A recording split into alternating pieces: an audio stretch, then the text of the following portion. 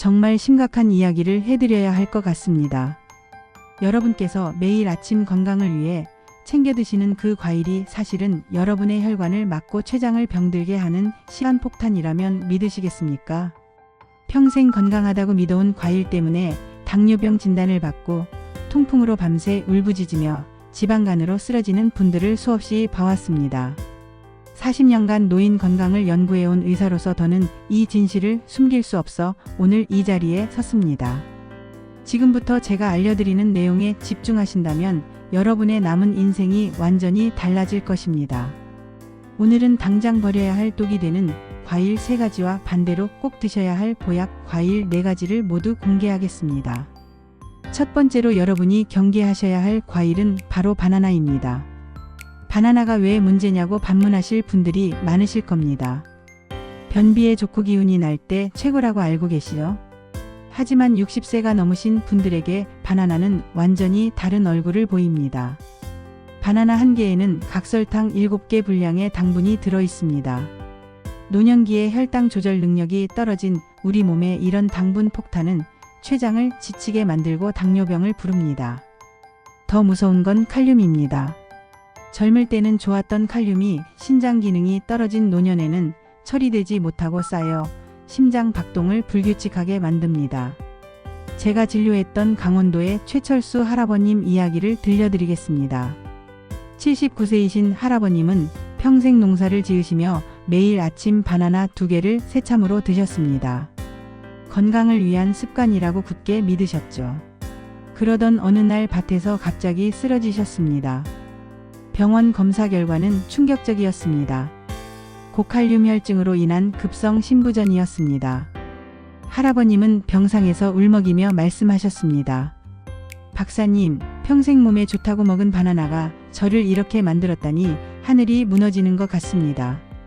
자식들 짐 안 되려고 더 열심히 챙겨 먹었는데 이게 무슨 일입니까? 다행히 바나나를 완전히 끊고 치료받으신 후 회복하셨지만 그 충격은 쉽게 가시지 않았습니다. 여러분은 이런 억울한 일을 당하지 마시기 바랍니다. 사실 바나나의 문제는 이것뿐만이 아닙니다. 바나나에는 티라민이라는 성분이 들어있는데요. 이 성분은 혈압을 급격히 올리는 작용을 합니다. 특히 우울증 약이나 파킨슨병 약을 드시는 분들에게는 매우 위험할 수 있습니다.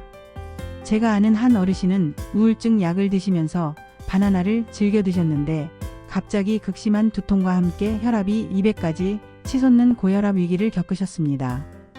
응급실에 실려가서야 바나나와 약물의 상호작용 때문이었다는 것을 알게 되었죠. 또한 바나나는 혈당을 급격히 올리는 것 외에도 인슐린 저항성을 높이는 문제가 있습니다. 인슐린 저항성이란 우리 몸의 세포들이 인슐린에 둔감해지는 현상을 말합니다. 이렇게 되면 췌장은 더 많은 인슐린을 분비해야 하고 결국 지쳐서 기능을 잃게 됩니다. 바나나를 매일 드시던 한 환자분은 처음엔 혈당이 조금 높은 정도였는데 5년 후에는 인슐린 주사를 맞아야 하는 중증 당뇨병 환자가 되셨습니다. 그분은 건강을 위해 먹은 바나나가 오히려 당뇨병을 악화시켰다는 사실에 큰 충격을 받으셨습니다. 바나나의 또 다른 문제는 소화 장애를 일으킬 수 있다는 점입니다. 바나나에는 저항성 전분이라는 소화되지 않는 전분이 많이 들어 있습니다. 젊을 때는 이것이 장 건강에 도움이 될 수 있지만 소화력이 떨어진 노년기에는 복부 팽만감, 가스, 복통을 유발합니다. 특히 과민성 대장증후군이 있으신 분들은 바나나 한 개만 드셔도 하루 종일 배가 불편하실 수 있습니다. 제가 진료한 한 어르신은 변비 때문에 바나나를 드시기 시작했는데 오히려 배가 더 불편해지고 가스가 차서 고생하셨습니다. 바나나를 끊고 나서야 증상이 호전되었죠. 바나나에 대한 마지막 경고를 드리자면 농약 문제입니다. 바나나는 재배 과정에서 많은 농약을 사용합니다. 특히 수입 바나나의 경우 운송 중 부패를 막기 위해 방부제를 추가로 사용합니다. 이런 화학물질들이 우리 몸에 축적되면 간과 신장에 부담을 주고 면역력을 떨어뜨립니다. 껍질을 벗겨 먹는다고 안심하시면 안 됩니다. 농약 성분은 과육소까지 침투할 수 있기 때문입니다. 두 번째로 피하셔야 할 과일은 포도입니다. 포도의 새콤달콤한 맛 때문에 한 알만 먹으려다가 한 송이를 다 먹게 되시죠. 그런데 그 작은 알맹이 하나하나가 우리 혈관을 공격하는 탄환과 같습니다. 포도의 과당은 체내에서 요산이라는 찌꺼기를 대량 생산합니다. 이 요산이 관절에 쌓이면 바늘로 찌르는 듯한 극심한 통증을 유발합니다. 바로 통풍입니다. 통풍은 고기나 술 때문이라고 알고 계시지만 포도 같은 단 과일이 숨겨진 주범입니다. 통영에서 오신 67세 백일선 선장님 이야기를 해드리겠습니다. 선장님은 평생 생선만 드시고 고기는 입에도 안 대셨습니다. 그런데 어느 날부터 발가락이 칼로 베는 듯 아파 밤마다 이불을 물어뜯으며 고통을 참으셨습니다. 통풍 진단을 받고는 억울해하셨죠. 왜 나한테 이런 병이 왔냐고 말입니다. 식습관을 자세히 여쭤보니 매일 밤 출출함을 달래려고 포도 한 송이씩 드시고 계셨습니다. 포도를 끊으라고 말씀드렸을 때 처음엔 믿지 못하셨습니다. 하지만 속는 셈치고 2달간 포도를 끊으신 후 놀라운 일이 일어났습니다. 그 지긋지긋한 통풍 발작이 거짓말처럼 사라진 겁니다. 선장님은 이제 웃으며 말씀하십니다.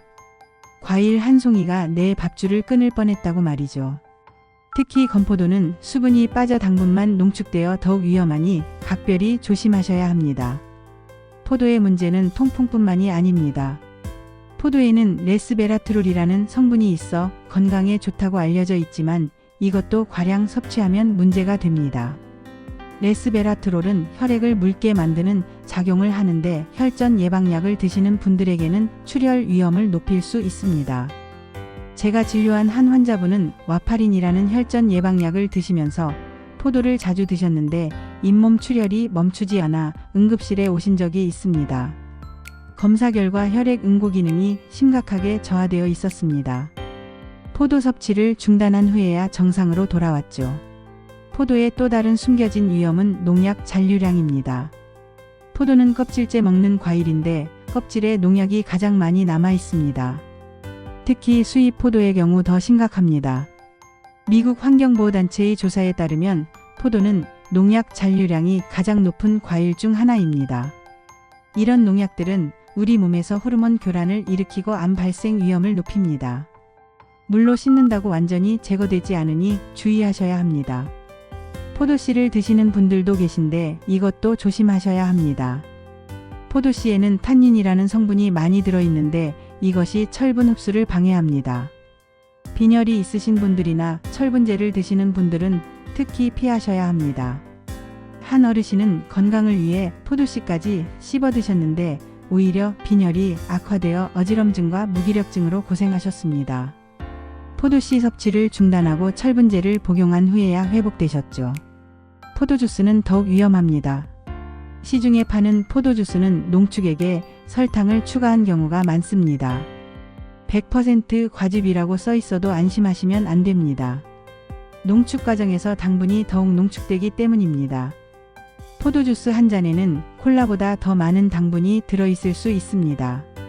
제가 아는 한 당뇨병 환자분은 건강을 위해 매일 포도주스를 드셨는데 혈당이 전혀 조절되지 않았습니다.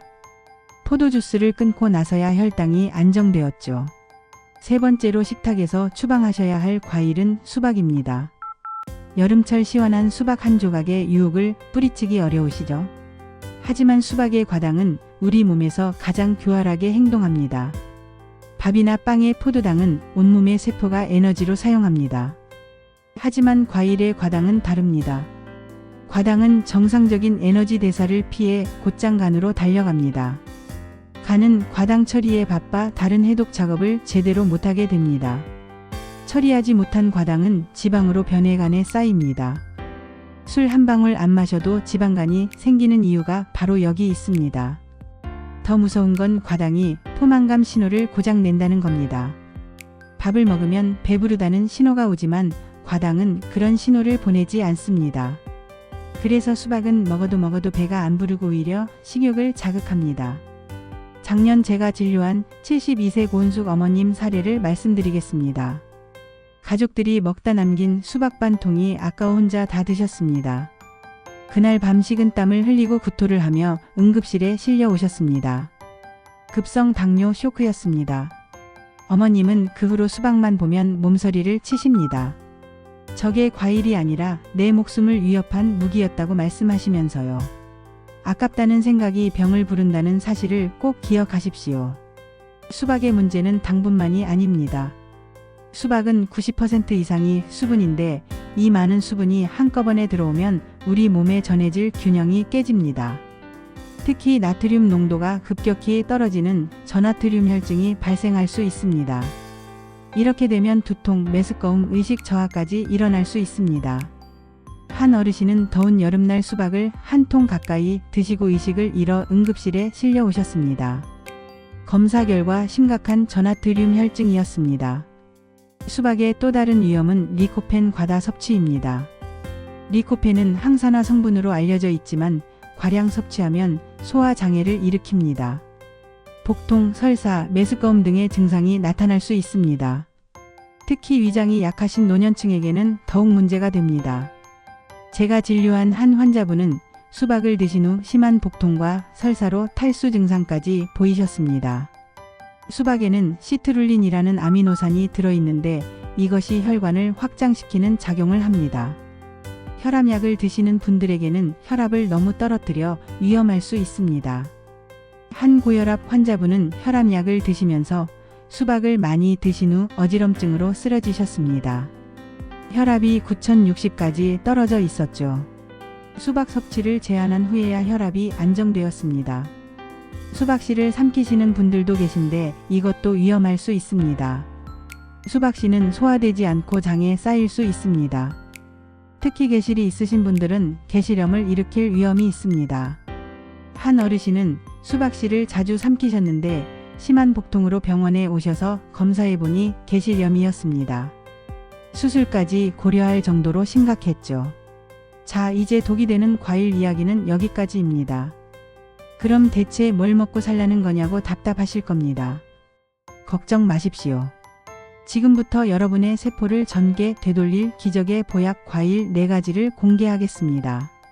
첫 번째 보약 과일은 아보카도입니다. 많은 분들이 아보카도를 채소로 오해하시는데 이것은 엄연한 과일입니다. 그것도 신이 우리에게 내린 가장 완벽한 약입니다.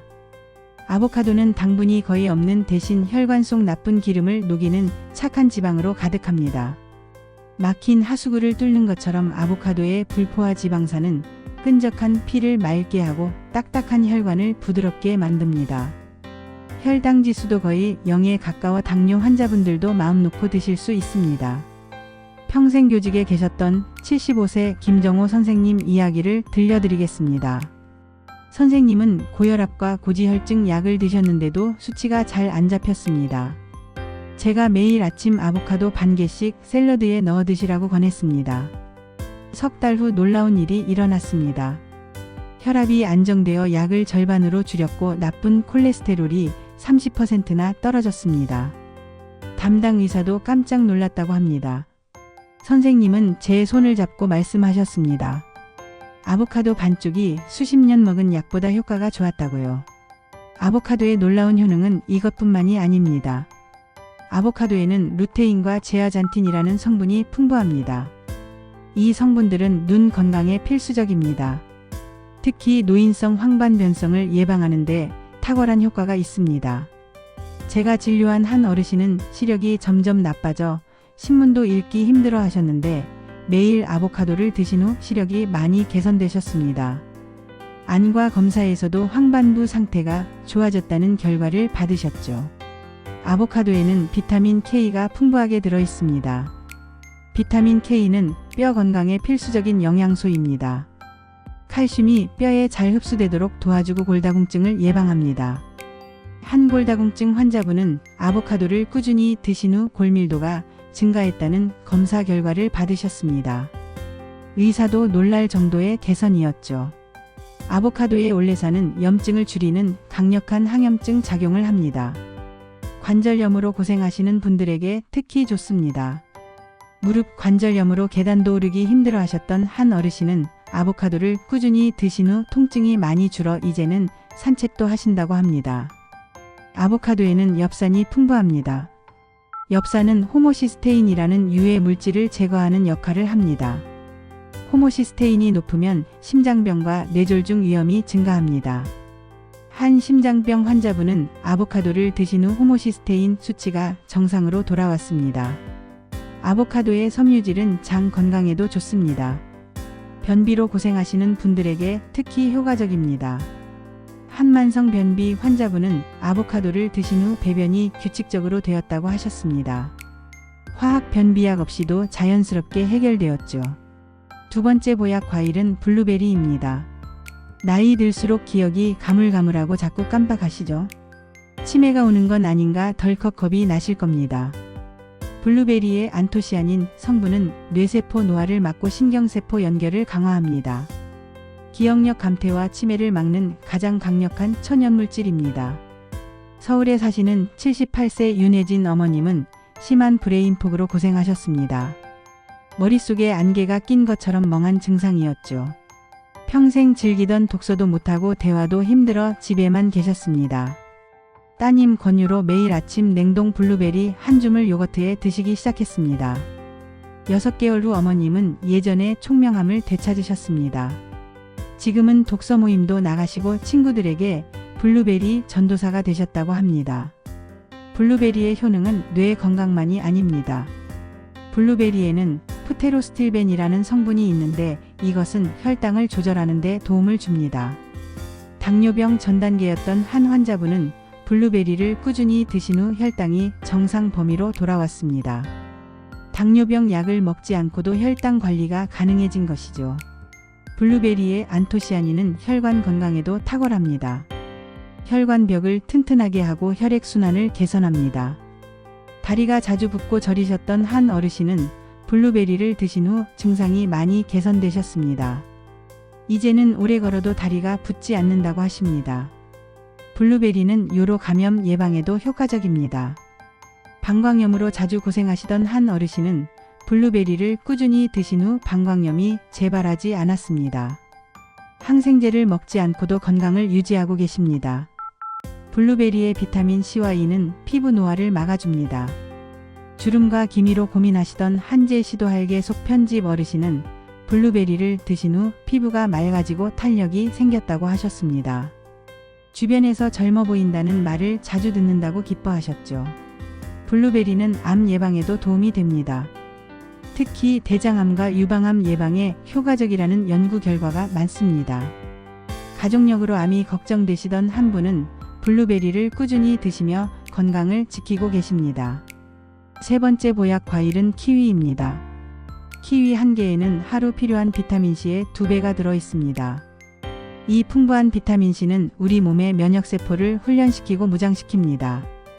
인천에서 가게를 운영하시는 65세 박상철 사장님은 매년 겨울마다 감기를 달고 사셨습니다. 면역력이 약해 작은 감기도 폐렴으로 번지곤 했죠. 제가 매일 키위 하나씩 껍질째 드시라고 권했습니다. 그 후 2년간 단 한 번도 감기에 안 걸리셨습니다. 사장님은 키위 한 알이 비싼 보약 수십 첩보다 낫다며 이제 겨울이 두렵지 않다고 웃으십니다. 키위의 놀라운 효능은 면역력만이 아닙니다. 키위에는 액티니딘이라는 효소가 들어있는데 이것은 단백질 소화를 도와줍니다. 고기를 먹으면 속이 더부룩하고 소화가 안 되시는 분들에게 특히 좋습니다. 한 어르신은 고기를 드신 후 키위를 먹으니 소화가 잘 되고 속이 편하다고 하셨습니다. 키위의 칼륨은 혈압을 낮추는 데 도움이 됩니다.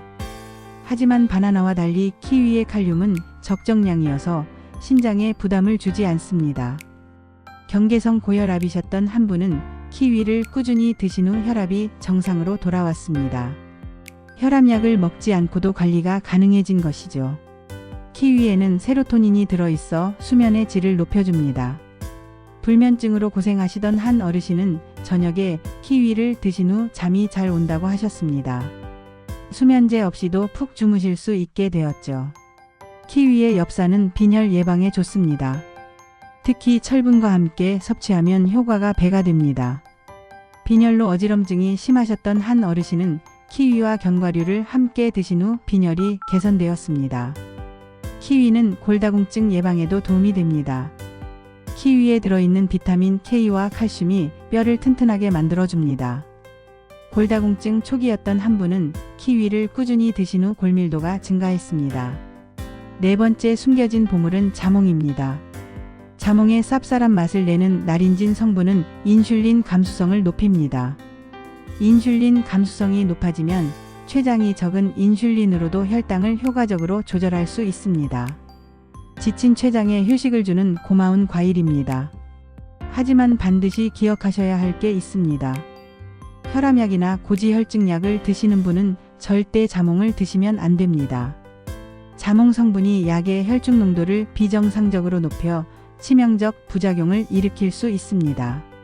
제 환자 한 분은 혈압약 드시면서 자몽 주스를 마셨다가 혈압이 너무 떨어져 쓰러지신 적이 있습니다. 약 안 드시는 분께는 최고지만 약 드시는 분께는 독이 될 수 있습니다. 이 점 명심 또 명심하십시오.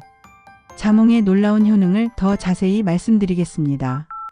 자몽에는 리모넨이라는 성분이 있는데 이것은 강력한 항암 작용을 합니다. 특히 위암과 폐암 예방에 효과적입니다. 가족력으로 암이 걱정되시는 분들이 자몽을 꾸준히 드시면 도움이 됩니다. 자몽의 펙틴은 콜레스테롤을 낮추는 데 탁월합니다. 고지혈증이 있으셨던 한 분은 자몽을 드신 후 콜레스테롤 수치가 정상으로 돌아왔습니다. 물론 약을 드시지 않는 분이셨습니다. 자몽은 체중 감량에도 도움이 됩니다. 자몽의 효소가 지방 연소를 촉진하기 때문입니다. 과체중이셨던 한 어르신은 식전에 자몽을 드신 후 3개월 만에 5kg을 감량하셨습니다. 자몽의 비타민 E는 시력 보호에 좋습니다. 특히 야맹증 예방에 효과적입니다. 밤에 잘 안 보이셨던 한 어르신은 자몽을 드신 후 야간 시력이 개선되었다고 하셨습니다. 좋은 보약 과일도 제대로 먹어야 효과를 봅니다. 지금부터 제 40년 노하우를 담은 보약 과일 120% 활용법을 알려드리겠습니다. 첫째, 황금 시간을 지키십시오. 과일은 식후 디저트가 아닙니다. 식사 30분에서 1시간 전에 드시는 게 가장 좋습니다. 빈속에 과일을 먼저 먹으면 비타민과 미네랄이 온전히 흡수됩니다. 풍부한 식이섬유가 포만감을 주어 과식도 막아줍니다. 아침에 일어나자마자 과일을 드시는 것도 좋은 방법입니다. 밤새 비어있던 위장에 과일의 영양소가 빠르게 흡수되어 하루를 활기차게 시작할 수 있습니다. 한 어르신은 매일 아침 키위 하나로 하루를 시작하신 후 만성 피로가 사라졌다고 하셨습니다. 저녁 과일은 피하시는 게 좋습니다. 저녁에는 신진대사가 느려져 과일의 당분이 지방으로 전환되기 쉽습니다. 특히 자기 전 이 시간 이내에는 과일을 드시지 마십시오. 수면의 질을 떨어뜨리고 역류성 식도염을 유발할 수 있습니다. 둘째, 현명한 장보기를 하십시오. 아보카도는 껍질이 녹색에서 검은색으로 변할 때 꼭지 부분이 살짝 들어간 것을 고르십시오. 너무 말랑한 것은 이미 과숙된 것이니 피하시고 약간 단단한 것을 사서 집에서 숙성시키는 게 좋습니다. 키위는 손에 쥐었을 때 균등하게 살짝 말랑한 게 잘 익은 겁니다. 너무 단단한 것은 신맛이 강하고 너무 무른 것은 영양소가 파괴되었을 가능성이 있습니다. 블루베리는 알이 단단하고 표면에 흰 가루가 균일하게 덮인 게 신선합니다. 이 흰 가루는 블룸이라고 하는데 자연적인 보호막으로 신선도의 지표입니다. 자몽은 무게가 묵직한 것을 고르십시오. 같은 크기라도 무거운 것이 과즙이 많고 영양소가 풍부합니다. 껍질이 매끄럽고 탄력이 있는 것이 좋습니다. 유기농 과일을 선택하는 것도 중요합니다. 특히 껍질째 먹는 블루베리나 키위는 유기농을 선택하시는 게 안전합니다. 가격이 조금 비싸더라도 건강을 생각하면 충분히 가치가 있습니다. 셋째, 최고의 짝꿍과 함께 드십시오. 블루베리는 플레인 요거트와 함께 드시면 안토시아닌 흡수율이 배가 됩니다. 요거트의 유산균이